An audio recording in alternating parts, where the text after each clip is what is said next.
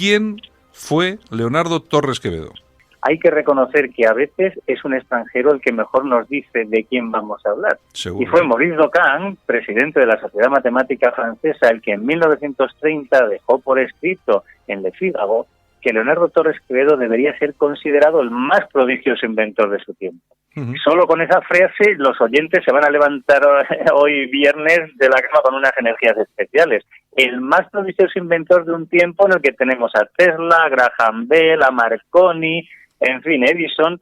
Si un francés dice eso de Torres Quevedo, me parece que en esta media hora tenemos mucho de lo que hablar.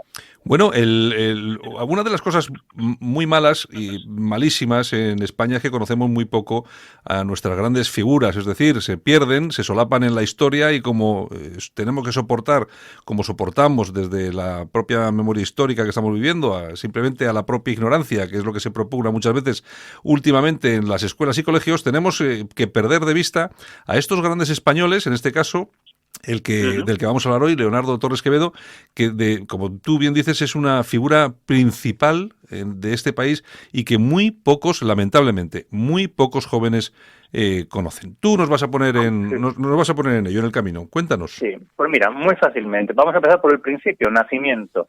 Casualmente, las dos figuras más importantes de talla internacional que tenemos, Cajal y Torres Quevedo, nacen en 1852. Feliz casualidad.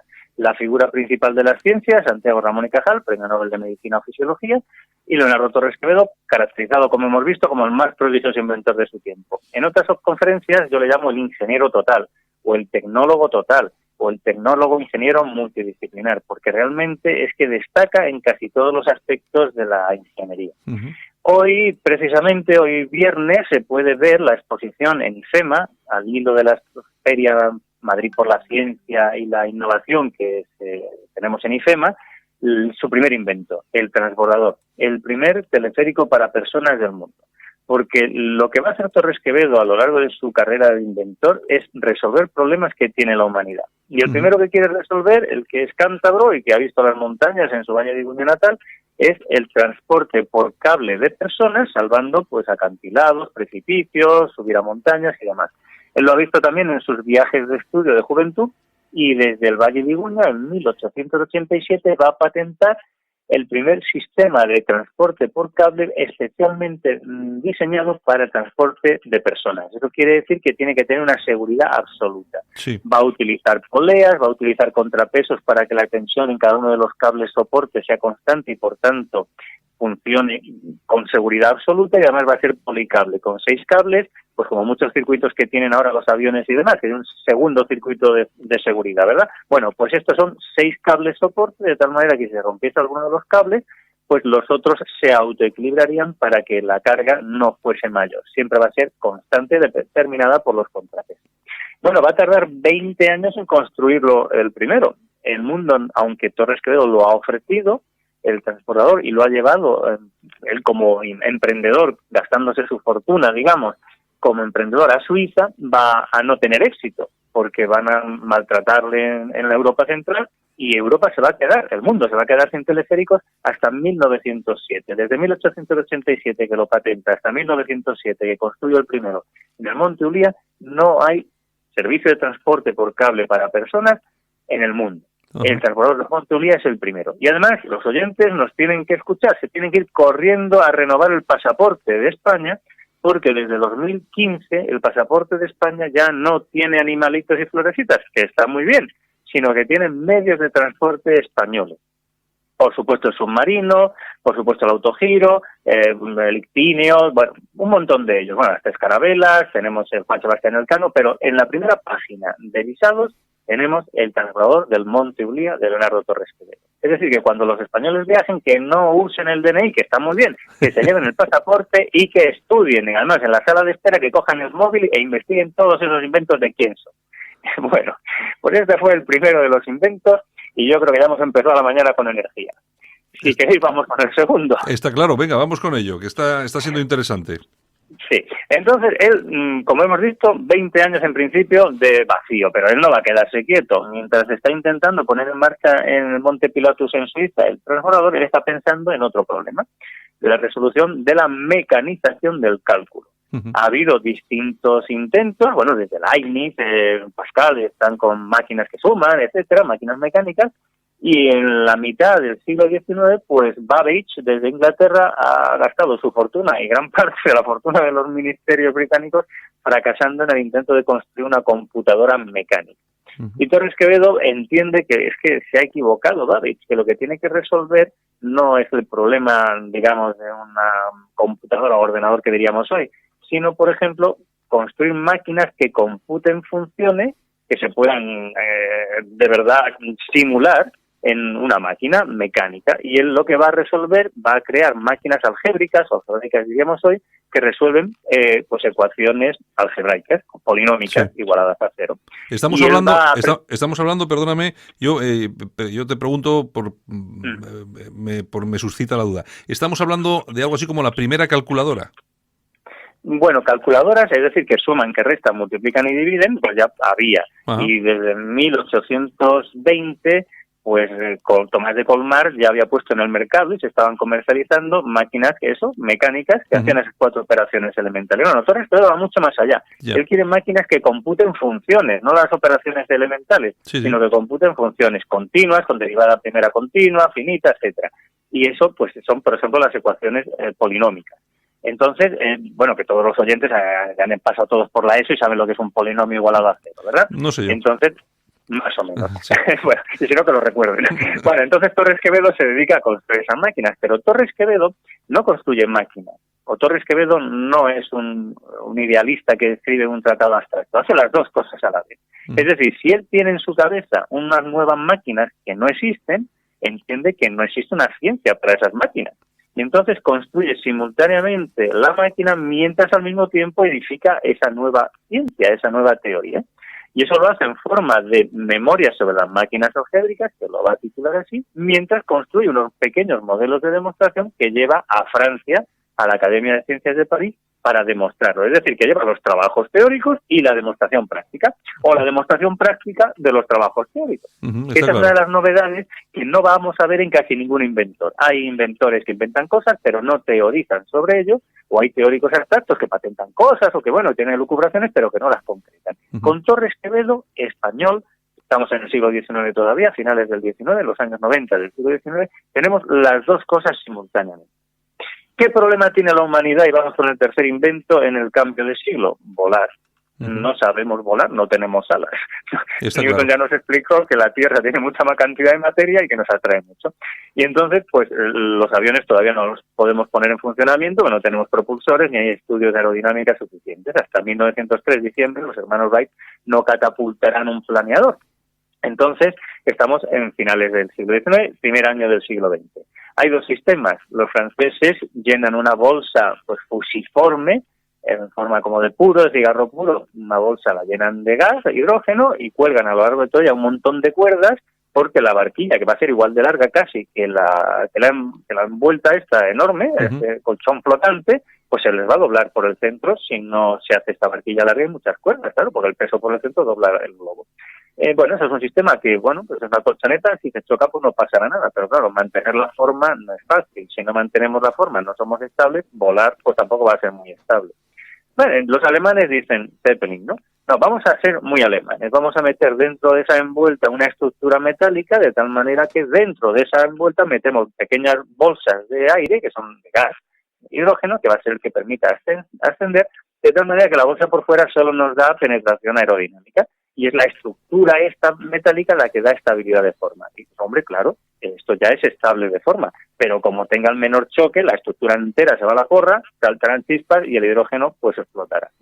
Y Torres Quevedo dice, pero qué brutos son los alemanes, la fortuna que hay que gastarse para hacer un dirigido de este tipo, y hay que finos son los franceses que hacen esta cosa que es así, muy ligerita y demás, pero no sirve para nada, claro. Y entonces él consigue un sistema reuniendo las ventajas de los dos sistemas que acabamos de describir y eliminando sus desventajas. Imagínense los escuchantes oyentes, triángulos equiláteros de cuerda, y nada más que de cuerda. Pónganlos todos con el vértice hacia abajo y los ponen todos paralelos, todos en una fila paralela. Bueno, y entonces ahora cogemos, como hemos formado una especie de colección de triángulos vigas, tenemos que estabilizarlos. Pues vamos a ponernos en la proa y la popa de esta envuelta alargada que todos evocamos que tiene un dirigible, y vamos a hacer pasar por la colección de vértices esta cuerda. Entonces tenemos 3 cuerdas que pasan por las 3 colecciones de los vértices que tenemos. Bueno, hemos formado una viga de sección triangular, hecha sola de cuerdas. Si sobre cada uno de los lados de estos triángulos, que ya vemos que es toda una viga, montamos como un lóbulo, un casquete, pues tenemos un dirigible trilobulado. Vale, pues con eso conseguimos que sea mucho menos poroso, va a perder mucha menos, va a ser más impermeable la envuelta, y sobre todo, el dirigible, como hemos descrito, esa viga interior, que solo son cuerdas, pues lo que tenemos es que es elástico absolutamente, pero que cuando le vayamos metiendo gas a presión para ir estirando esas cuerdas, para ir inflando el dirigible, va a funcionar cuando la presión interior sea un poquito mayor que la exterior, como si tuviésemos una viga rígida, pero no hay nada metálico.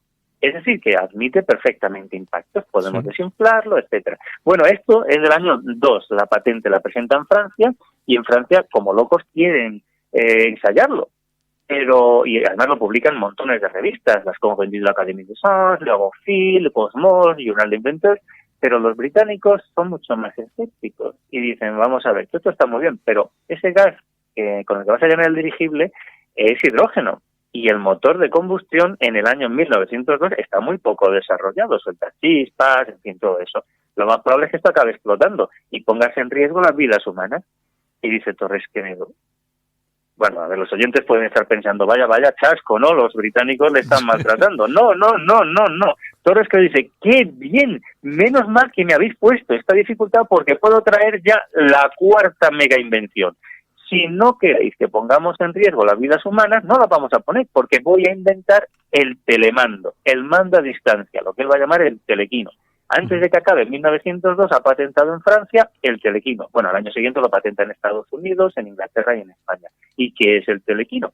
Pues el mando a distancia, el origen del concepto dron, la teledirección de dirigible. Ni más ni menos que en 1902 ya lo tenemos, en patente. Pero hemos dicho que Torres Quevedo solo patenta así idealmente. No, si tiene la patente, si tiene una memoria teórica, es porque tiene la máquina a punto de ser construida. Y efectivamente, para el verano de 1903, la máquina de demostración ya está construida y la lleva a la Academia de Ciencias de París. Y la prueba delante de los académicos. A más de 50 metros de distancia, teledirige desde un emisor las evoluciones de un motor que está pues, en la otra punta de la sala. Uh-huh. Claro, eso hoy nos parece maravilloso, pero entonces era auténtica magia. Claro. Y pone a temblar además a toda la prensa del mundo, a todos los países del mundo, el New York Herald, el Daily Messenger, en alemán, en rumano, en francés, en inglés, todos los países del mundo que han mandado periodistas allí a ver esto, están temblando. Porque teledirigir aeronaves, como no las hay, eso todavía es una fantasía. Pero la teledirección de torpedos, ¿no? La teledirección de torpedos es un arma brutal. España pierde la guerra contra Estados Unidos porque nuestra flota, claro, no tiene las capacidades de acorazado, de fuego, ¿no? Pero tú imagínate una armada que tenga el poder de la teledirección de torpedos y que no necesita acercarse a los acorazados, ni a los destructores, ni a los cruceros. Con lanchas torpederas y buenos telequinos, buenos mandos a distancia, puedes hundir cualquier flota sin poner en riesgo la tuya. Bueno, eso es lo que piensan y es lo que aparece en toda la prensa. Es decir, que ya tenemos una gran invención. Bueno, pues ahora lo que hace falta es construir los dirigibles que vayan a ser teledirigidos por este telequino. Y estamos ya en el frontón Betty High de Madrid. Madrileños, en la calle Marqués de Riscal 5, ahora ya calle Marqués de Riscal 7, está el frontón Betty High.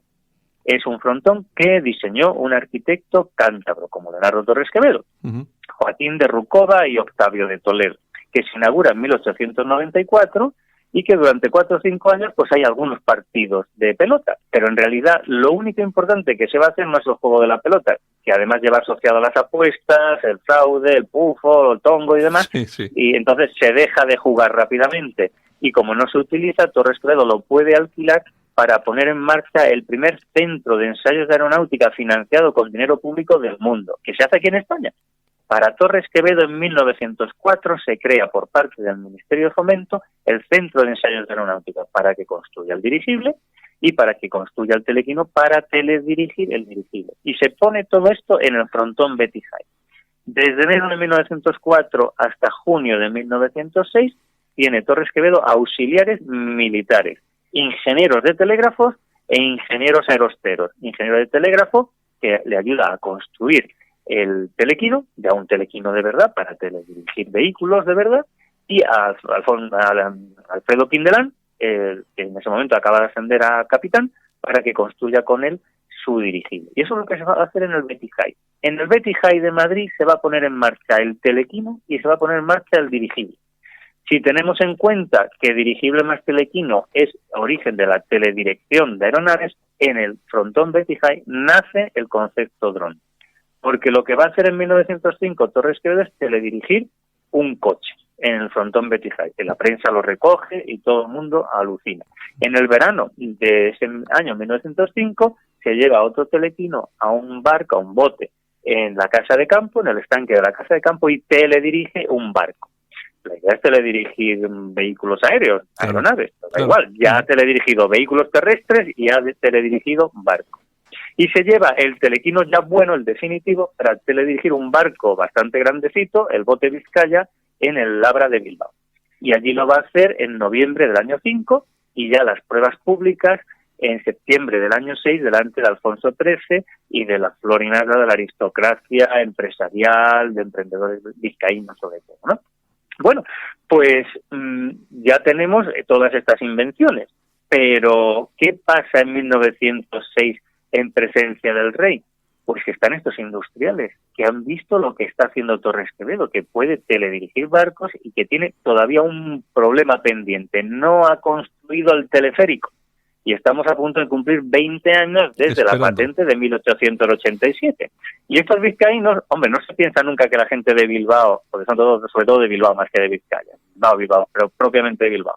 No es que se diga que los de Bilbao tienen mucho sentido del humor, pero mirad, oyentes, escuchad si tienen sentido del humor estos compañeros de Torres Quevedo que van a decir, vamos a construir el primer teleférico para personas no por encima del Nervión, sino en San Sebastián. Vamos a ver, a encordiar a los guipuchis. Y entonces, con dinero de Bilbao, vizcaínos, se van a Donostia, a San Sebastián, a construir el transbordador del Monte Uría, que se inaugurará el 30 de septiembre de 1907.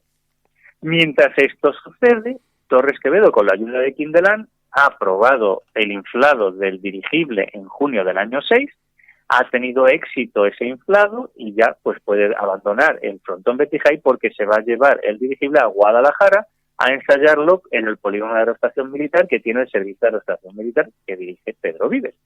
Se prueba en el año 7, se mejora y en el año 8 ya tenemos a los espías alemanes, franceses y demás haciendo fotos que luego se convertirán en postales que se pueden encontrar en Internet, porque España tiene en el verano de 1908 el primer dirigible que de verdad puede ser efectivo, porque los que estaban haciendo los franceses no lo eran y los de Zeppelin se accidentaban continuamente.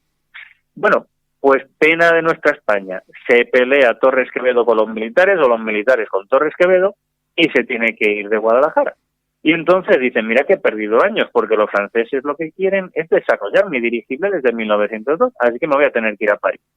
Torres Quevedo se va a París, lleva su dirigible y en octubre de 1909 hace pruebas allí y le compran la patente los ingenieros de la Casa Astra, que son los que estaban haciendo los mejores dirigibles franceses. Le van a pagar 3 francos, más o menos 3 pesetas, por cada metro cúbico.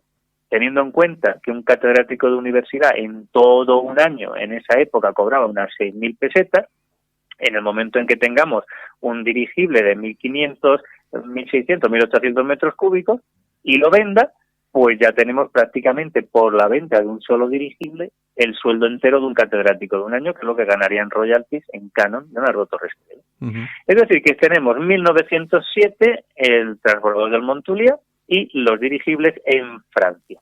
Bueno, pues 1910 deciden los argentinos que hay que conmemorar el grito de libertad e independencia contra España, claro. No se independizaron en 1810, les llevó más tiempo y más muertos, ya como todos sabemos, ¿no? Pero bueno, los argentinos lo conmemoran en esa fecha. De modo que España, para reconciliarse con sus antiguas repúblicas, la España del otro lado del Atlántico, pues mandan a los actos conmemorativos en 1910 una embajada que dirige la infanta Isabel, Chata.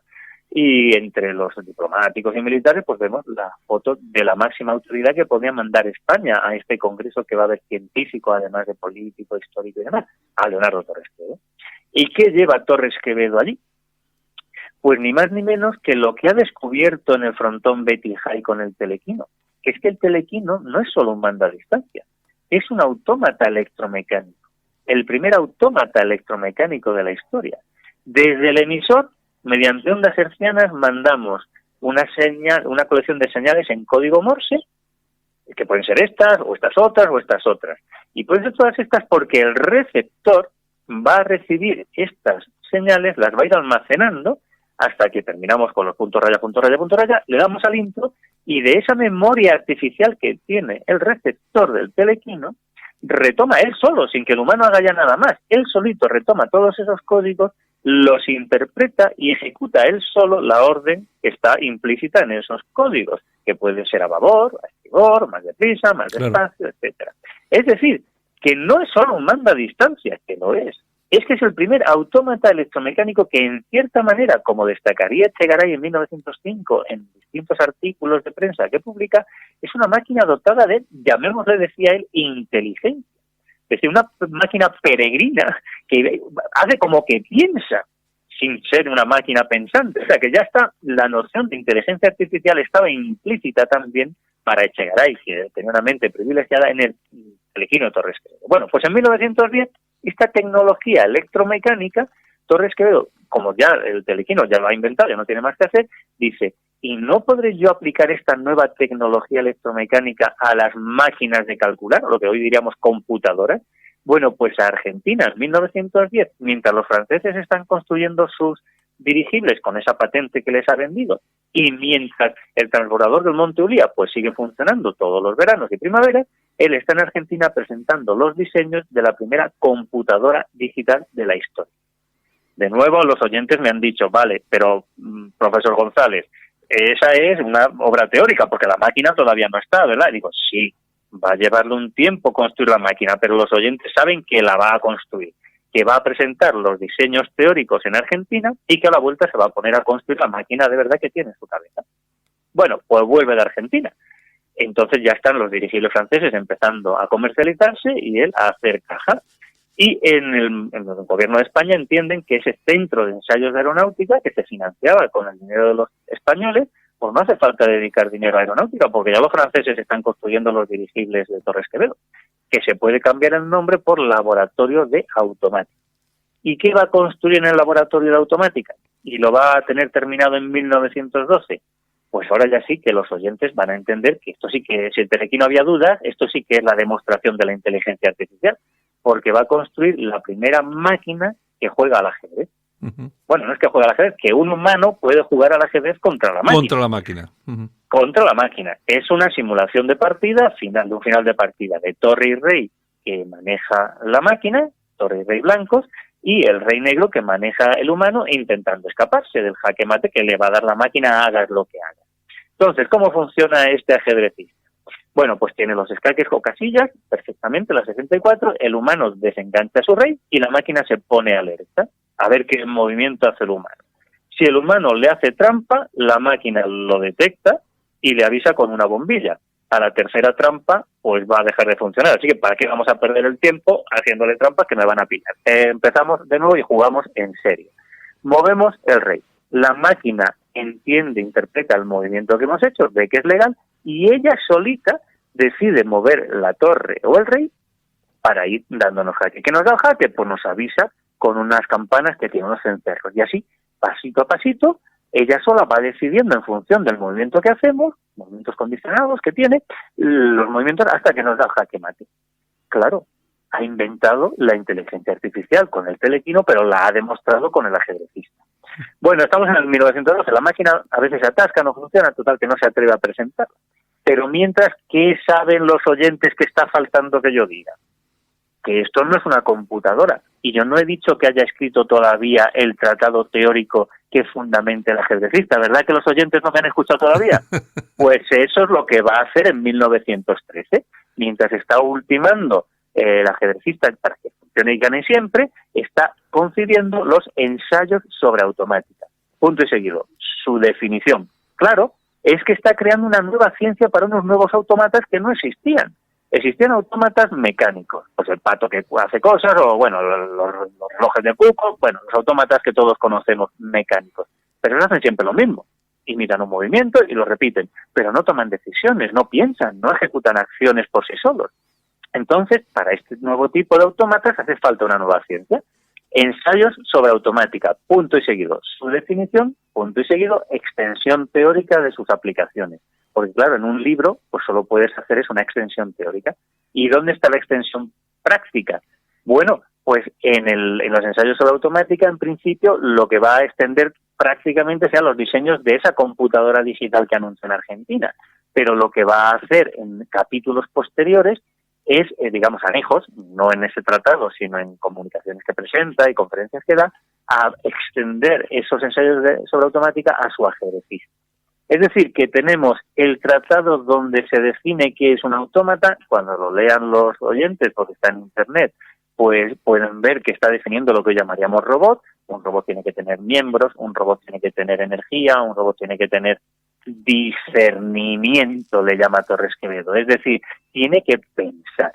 Es decir, que ha construido toda una teoría para unas nuevas máquinas que va a inventarse él 30 años antes de que Turing y demás empiecen a hacer cosas parecidas, claro. Sí. Es decir, que se ha adelantado mucho a su tiempo. Total, que estamos en 1913, lo presenta el ajedrecista en Madrid y está a punto de editarse los ensayos de la automática, y en 1914, en enero, ya se publica el libro, ya sale, y él lo lleva el ajedrecista a París.